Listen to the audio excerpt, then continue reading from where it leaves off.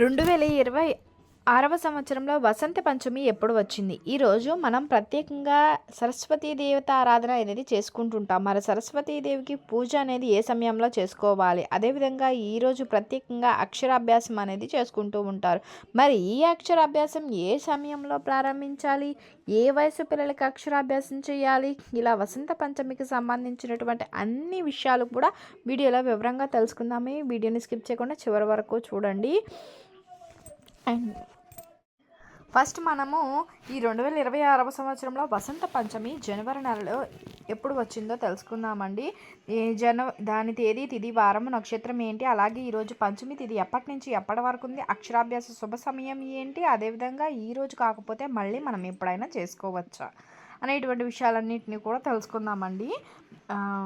మనం మనకి హిందూ మాసాల ప్రకారం మాఘమాసం చాలా విశిష్టమైనటువంటిది. మాఘ శుద్ధ పంచమి రోజున వసంత పంచమి చేసుకుంటాం. దీన్నే శ్రీ పంచమి అంటాము. వసంత పంచమి అని చెప్పేసి వసంతోత్సవాలు అని చెప్పి పేర్లతో పిలుస్తుంటాం. విద్యకు అధిదేవత అయినటువంటి జ్ఞానప్రదాయిని అయినటువంటి సరస్వతీదేవిని స్మరించి పూజించేటువంటి రోజు ఈ శ్రీ పంచమి, మాఘశుద్ధ పంచమి. ఈ శ్రీ సరస్వతీదేవి జన్మదినంగా మనం భావిస్తుంటాం.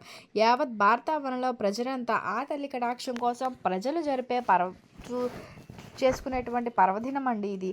ఈ వసంత పంచమి చాలా విశిష్టమైనటువంటిది. సరస్వతీదేవిని అర్చించి విద్యారంభం చేయాలని చెప్పేసి శాస్త్రవచనం అండి. ఈ రోజుని క్షీరసాగర మదనం సందర్భంగా ఆ మహాలక్ష్మి ఆవిర్భవించిన కారణంగా శ్రీ పంచమిగా పేర్కొనడంతో ఈరోజు మహాగణపతిని, శ్రీ లక్ష్మిని, శ్రీ సరస్వతిని షోడశోపచారాలతో పూజించాలని, శ్రీ సరస్వతీదేవి ప్రతిమతో పాటు జ్ఞానాన్ని ప్రతీకలైన పుస్తకాలు, లేఖనులు, పూజలు పీఠంపై ఉంచి అర్చించాలని చెబుతారు.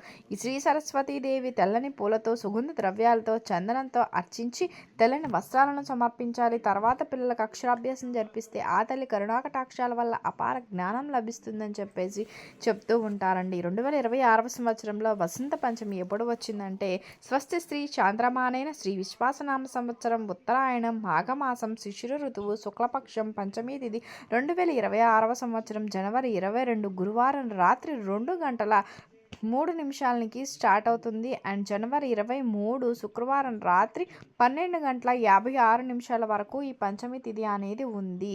మనం హిందూ పంచాంగం ప్రకారం సూర్యోదయానికి ఏ తిథి అయితే ఉంటుందో ఆ రోజున ఈ తిథిగా పరిగణిస్తాం. కాబట్టి మాఘశుద్ధ పంచమి తిథి అనేది జనవరి 23న ఉన్నది. కాబట్టి 2026వ సంవత్సరంలో వసంత పంచ పండుగను జనవరి 23 శుక్రవారం రోజు చేసుకోవాలి. అలాగే ఈరోజు నక్షత్రం వచ్చి పూర్వభాద్ర నక్షత్రం. వసంత పంచమి రోజు పిల్లలకి అక్షరాభ్యాసం ఏ సమయంలో అయినా చేసుకోవచ్చు. రాహకాలము, యమగండము, వర్జము, దుర్ముహూర్తం లాంటివి చూడాల్సిన అవసరం అనేది లేదు. ఈరోజు వసంత పంచమి రోజు ఏ సమయంలోనైనా చేసుకోవడం అనేది శుభప్రదం. ఖచ్చితంగా సమయం అంటూ ఏం లేదండి. ఈరోజు శుభముహూర్తమైన ఈరోజు ఏ సమయంలో అయినా సరే పంచమి తిథి లోపుగా అక్షరాభ్యాసం అని ముగించుకోవచ్చు. ఒకవేళ ఈరోజు అక్షరాభ్యాసం కుదరకపోతే మరలా ఏ రోజుల్లో చేసుకోవచ్చో కూడా మనం తెలుసు. విశేషంగా వచ్చేసి మనకి 7:13 12:33 మధ్యలో చేసుకుంటే చాలా మంచిదని చెప్పేసి చెప్పుకోవచ్చు. లేదు మాకు ఈ టైం కుదరకపోతే ఈరోజు పర్వాలేదండి, ఏ టైంలో అయినా సరే అవకాశం ఉంటే ఇబ్బంది అని. అండ్ అసలు మాకు ఈ రోజు అనేది చేసుకోవడం కుదరట్లేదు అనుకుంటే ఎప్పుడు ఎలా ఏ రోజుల్లో చేసుకోవచ్చో కూడా తెలుసుకుందాం. అక్షరాభ్యాసం అనేది సాధారణంగా పిల్లలు 5వ సంవత్సరంలో చేస్తారు. అయితే ఈ ఆధునిక కాలంలో కొందరు 3వ సంవత్సరంలో కూడా చేసేస్తున్నారు. ఈ వసంత పంచమి రోజు అక్షరాభ్యాసం చేయడం వీలు కాకపోతే దసరా దేవి నవరాత్రుల్లో భాగంగా పంచమి తిథి మూలా నక్షత్రం కలిసినటువంటి రోజు కూడా ఈ అక్షరాభ్యాసం అనేది మనం చేసుకోవచ్చు. ఈ రోజు కూడా చాలా ప్రశస్తమైనటువంటి రోజు అండి. ఈ రోజు కూడా ఎటువంటి ముహూర్తాలు అనేవి చూసుకోకుండా చేసుకుంటారు. ఇవే కాకుండా ఉగాది రోజు పౌర్ణమి, ఏకాదశి, ద్వాదశి, ద్వితీయ, తృతీయ వంటి ప్రతిమల తిథుల్లో కూడా ఈ అక్షరాభ్యాసాలు అనేవి చేసుకోవచ్చు. వీటికి శుభముహూర్తాలు అనేవి నిర్ణయించుకోవాలి. అలానే పాడ్యమి, అష్టమి, చతుర్దశి, అమావాస్య రోజులు ఈ అక్షరాభ్యాసాలు అనేవి అసలు చేయకూడదండి. ఈరోజు సరస్వతీదేవిని తెల్లని పువ్వులతో పూజించి అమ్మవారిని శ్వేత అంటే తెల్లని, పసుపు రంగు వస్త్రాలతో అలంకరించాలి. ఈరోజు అమ్మవారిని నైవేద్యంగా తెలుపు రంగులో ఉన్న క్షీరాన్నం వండి నేతితో చేసిన పిండి వంటలు, చెరకు, అరటిపండు, నారికేళము నివేదించాలి. అలాగే పిల్లలతో పుస్తకాలు, పెన్నులు, పలకలు దానం ఇప్పించినా కూడా చాలా మంచిది. విద్యాదానం జ్ఞానదానమేనని చెప్తారండి. అన్నదానం తర్వాత దీనికి అంతటి ప్రాముఖ్యత ఉంటుంది. విద్యాదానం అనేటువంటిది జ్ఞానదానమే అని చెప్పేసి చెప్తారు. ఆ తర్వాత అన్నదానం, తర్వాత దానికి విద్యాదానానికి అంత విశిష్టత ఉంది. శాంతమూర్తి అయిన సరస్వతీదేవి ఒక చేతిలో వీణ, మరొక చేతిలో పుస్తకము, జపమాల, అభయముద్రను ధరించి ఉంటుంది. ఈ రూపంలో విద్యాజ్ఞాన బుద్ధులకు ప్రతీక. ఆమె కరుణతోనే విద్యాప్రాప్తి, జ్ఞానప్రాప్తి దక్కుతుందని చెప్పేసి పండితులు ఈరోజు సరస్వతీదేవికి సంబంధించిన అంటే వైట్ కానీ ఎల్లో కలర్ బట్టలను ధరించి పూజ చేసుకుంటే మంచిదండి. పసుపు రంగు వస్త్రం ఏంటంటే సాంప్రదాయానికి చిహ్నం కాబట్టి దానికి సంబంధించింది.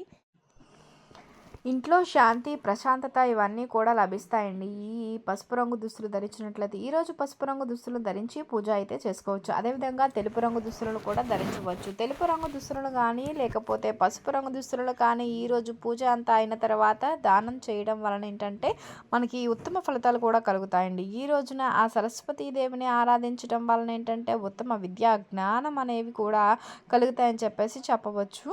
అండ్ ఈ రోజున మనం ప్రత్యేకంగా అక్షరాభ్యాసం అనేది చేస్తూ ఉంటాము. జ్ఞానం కోసం ఏంటంటే విద్య కోసము, అదేవిధంగా చిన్న పిల్లల్లో తెలివితేటల కోసము, ఆ అమ్మవారి యొక్క అనుగ్రహం కోసం ఈరోజు ప్రత్యేకంగా మనం ఆ సరస్వతీదేవి ఆరాధన అనేది చేసుకుంటూ ఉంటాం. ఇంతటి విశేషమైనటువంటి ఈ వసంత పంచమి అనేటువంటిది మనకి ఈసారి ఎప్పుడు వచ్చింది అనేటువంటిది తెలుసుకున్నాం కదా. ఈరోజు ప్రత్యేకంగా అక్షరాభ్యాసాలు అనేవి చేస్తారు కదంటే, మరి అక్షరాభ్యాసానికి మనకి పురాణాల ప్రకారం, శాస్త్ర ప్రకారం శ్రీ పంచమి రోజున అక్షరాభ్యాసం అనేది ఎలాంటి ముహూర్తం కూడా అవసరం లేదు.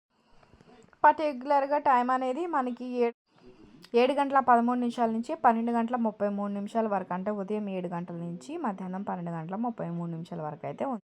ఈరోజు అక్షరాభ్యాసానికే కాదండి, గృహప్రవేశాలు, గృహ ఆరంభాలకి కూడా, వాహనాలు ఏవైనా కొనుక్కోవాలన్నా, నూతన వాహన ప్రారంభము, వ్యాపారాలు, ఇట్లా ఏవైనా ఉద్యోగాల్లో జాయిన్ అవ్వడము, ఇట్లాంటివన్నీ పనులను కూడా మనం ఈరోజు అనుకూలంగా చేసుకోవచ్చు.